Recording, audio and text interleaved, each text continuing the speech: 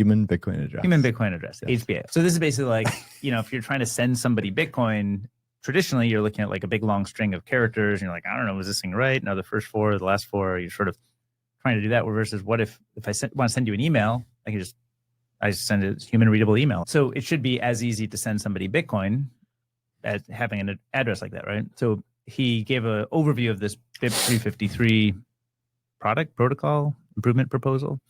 And I think there was also a Spiral blog post about such this week. So he gave a whole talk about that. But do you want to talk a little bit about the blog post or kind of what? Yeah, I'll provide some context. And I know you had some questions, and I actually I looked online. There's a bunch of critique, some critique, some what I'd call FUD, some misunderstandings, collection of all those things. I wrote down 10 different pieces of feedback. Oh, wow. How many questions did DK provide?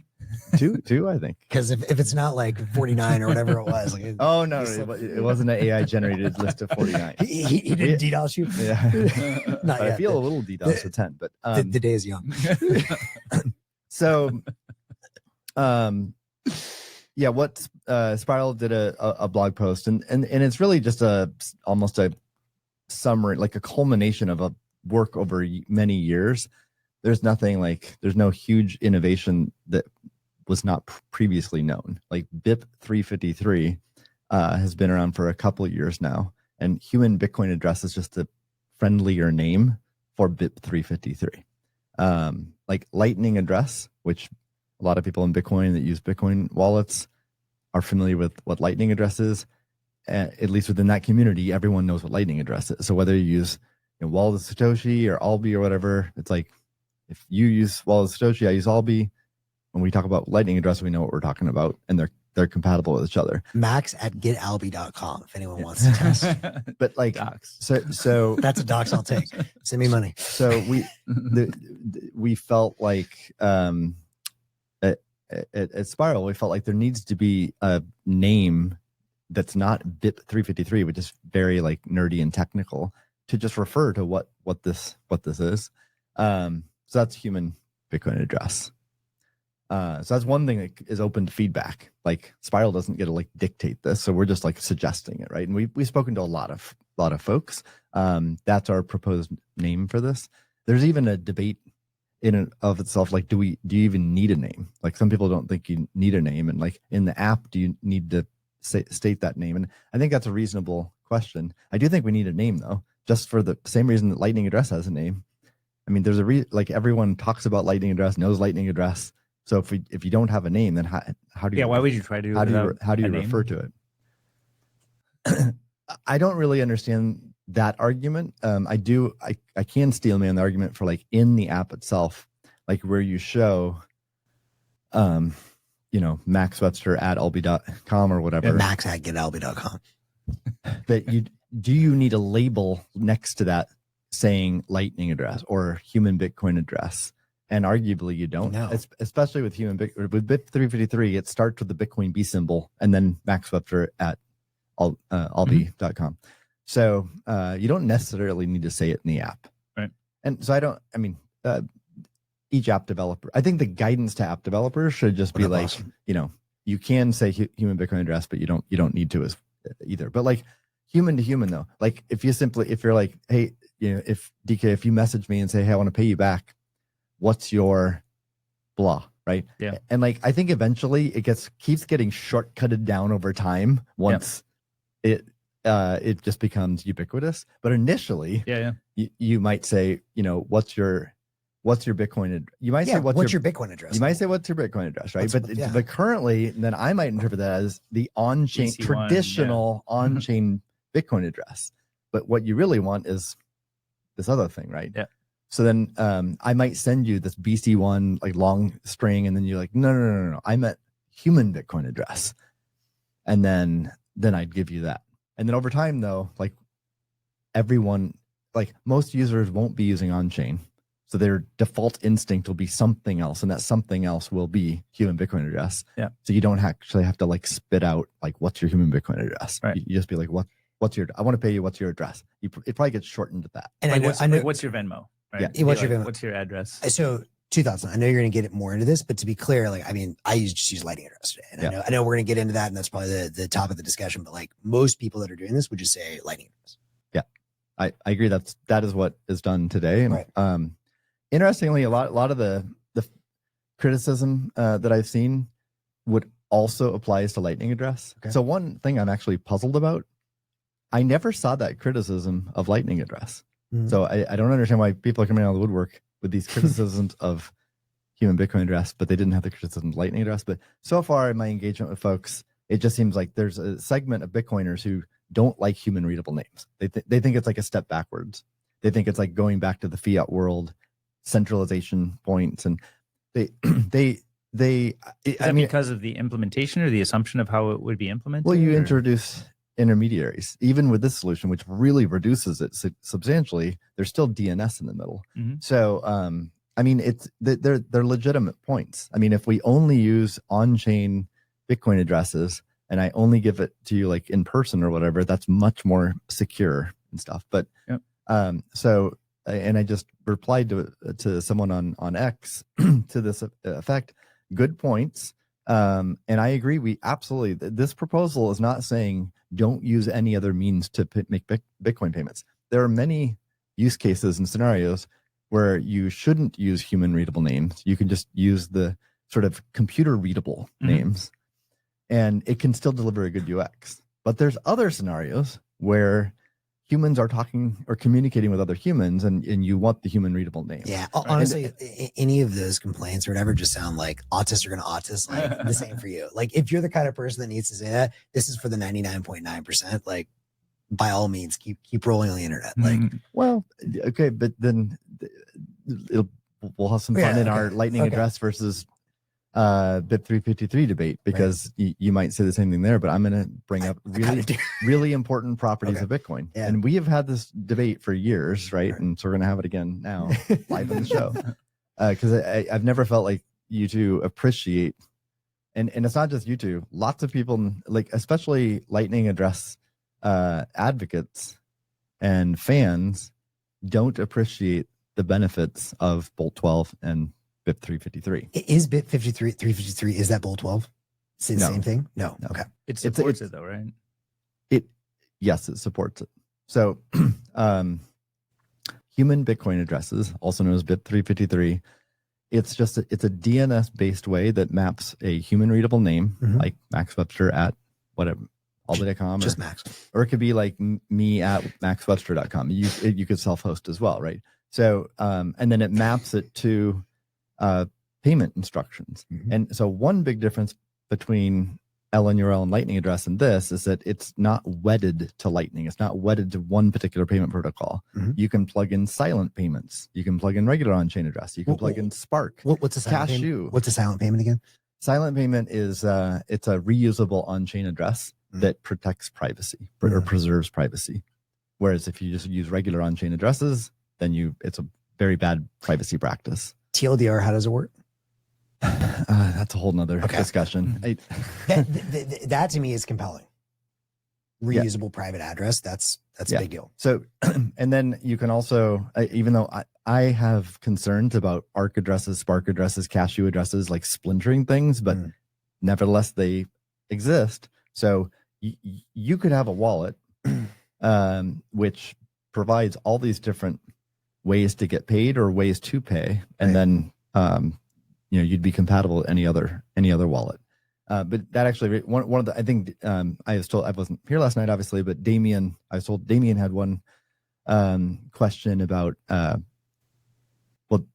human Bitcoin addresses don't solve the problem of like having one ubiquitous payment protocol across wallets, and that's true.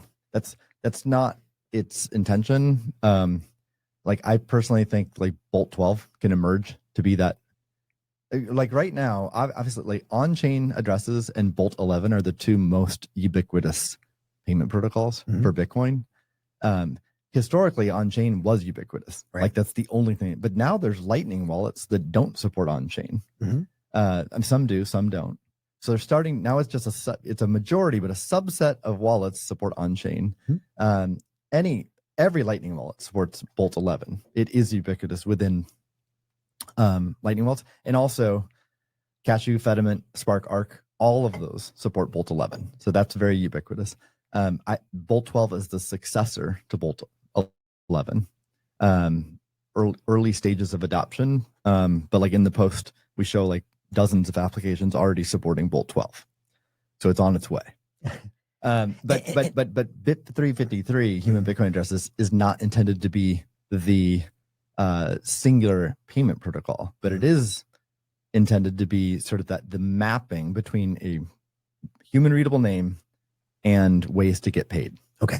And so between BIP, I don't know if you want to treat these together with Bolt 12 or if you want to break them apart, but like if you had to like say like in like one sentence, like why is this something you feel so passionately about, either Bolt 12 or BIP 353? Well, so let's talk about some of the really important properties of Bitcoin. In Bitcoin payments. One is security. 2, censorship resistance. 3, privacy. So it's like 3, and I think Bitcoiners would nod their head at that. Sure, all of those. And that's why hopefully you gain an appreciation for why this is a superior solution, technological solution to LNURL based systems. So let's take security, for example. So with the LNURL, if you have, most users use a third party to host it, and it's serving up your invoice. So they can serve up an invoice, which is not for you, but for another wallet, right? I have to trust the server. Yeah. And it could be an attacker. Like you might be using the wallet's server, and they might not be malicious, but someone's hacked into their system and changed it. And they might do it in a really subtle way. They might change it so that only like 1 in 100 invoices get swapped out, or sort of just siphon off like 1% or 5% or 10% of the Zap revenue or money that's coming into each of your accounts, which would be kind of hard to detect. Yeah, you might not notice. Yeah. So that's a security vulnerability, right? And so that is addressed with this technology. Censorship resistance. So if I want to ensure that the third trusted third party, you can't get in the way of censoring me receiving payments, I can host the stuff myself. But compare the difference between, for a normal user is not going to want to run a server at their house and then like be a part-time DevOps person to run a web server in an LNURL server and make sure it has 24/7 uptime so that they can be receiving payments, right? That's not realistic. But someone buying their own domain, it is realistic that someone can buy their own domain, and adding one entry in a domain in DNS is like something that every DNS provider provides. That's not crazy to expect someone to do that. Okay, so one question on that. It's still a giant pain in the ass today. If I buy a URL to even host a website, I have to use WordPress or someone to like do that for me. So my expectation would be most people will just use a third party. Yeah. But if you are someone who's worried about censorship, like the whatever, wherever you live or whatever your environment or situation is that you are in at risk of censorship, then you do need to take. Then you're going to be predisposed to not want to trust a third party. So if you have two options in front of you, one is to buy your own domain and add one entry to a DNS versus become a part-time DevOps person running an LNURL and web server. That's night and day scenario. Those are two very, very different propositions, right? So it's better for censorship resistance. And then it's better for privacy, because when you have a trusted third party, they see all of your payments, right? They see the amounts, the recipients, and they know you're sending it. So with this solution, you gain privacy. So in the abstract, all of those are obviously better things. I guess, how much more complicated is it to implement this? Because to me, the question is never like, so my bias on this, and I'm very open to having my mind shifted, but my bias is I'm left side of the curve. Like whatever gets adoption, easier, what is it? The worse is better. Like if it gets adoption, great. Now, why haven't we seen more people adopting it? From a technical perspective, how much more difficult is it to implement this versus obviously LNURL got adoption because it's easy, or it's easy enough that people are doing it? Well, it was done at the application level, right? And so it was easy. It was quicker to get built because it was at the application level instead of the protocol level. This is the Lightning protocol level. So it's built into the Lightning implementation. Like Bolt 12's an official part of Lightning specification now. So And to be clear, that's different than the BIP 353 though. Like if you could get Bolt 12 and automatically get this as a result, the BIP 353 as a result of that. they are distinct things. Yes. But if you want human readable addresses, do you need both the Lightning sort of? Then you need both. You need both. Okay. Yeah. So yeah, it took years for Lightning implementations to implement Bolt 12. Yeah. So Lightning address had a big head start because of that.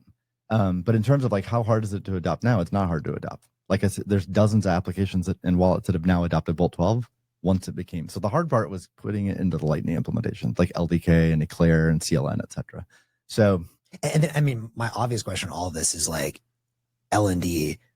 I know that's like the big sort of like, had they adopted it? If not, like it won't just get adopted when they finally do. They've implemented almost every part of Bolt 12 except for onion messages, but it's on the cusp of being merged. So there's a very good chance that in 2026 it'll launch. Yeah.